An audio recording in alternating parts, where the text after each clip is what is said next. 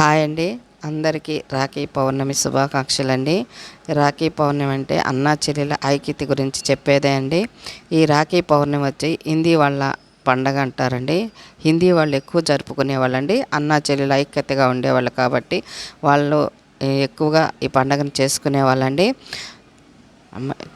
హిందీ వాళ్ళు తర్వాత మనకి సేట్లు ఉన్నారు కదండి, వాళ్ళు ఆంధ్రాకి అట్లా వచ్చినప్పుడు వాళ్ళు ఈ రాఖీ పౌర్ణాన్ని జరుపుకునే వాళ్ళండి, అన్నా చెల్లెల పండుగని. అది చూసి మన తెలుగు వాళ్ళు కూడా రాఖీ పౌర్ణమి అన్నా చెల్లెల ఐక్యత నేర్చుకున్నారండి. ఇది అంటే హిందీ వాళ్ళ సైడ్ వినాయకుడికి నాగవరపమ్మ అని చెల్లెలు ఉండిందండి.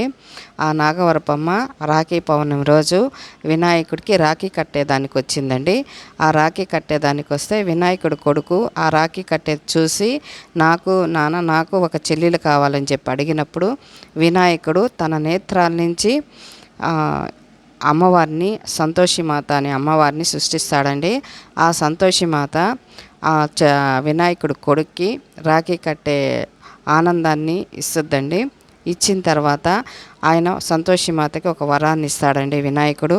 నీ సంతోషిమాత వ్రతాన్ని ఎవరైతే చేస్తారో వాళ్ళకి నీకు అన్ని సుఖ సంతోషాలు ఐశ్వర్యాన్ని నేను ప్రసాదిస్తామని చెప్తాడండి. ఆ వరాన్ని ప్రసాదిస్తాడు వినాయకుడు. ఇదండి రాఖీ పండగ కథ. అంటే హిందీ వాళ్ళు ఉదయాన్నే లేచి చెల్లెలకి రాఖీ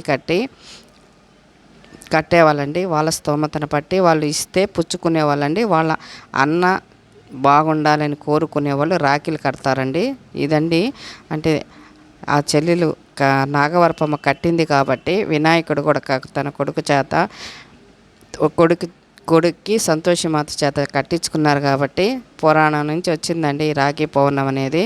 నచ్చితే లైక్ చేయండి, షేర్ చేయండి.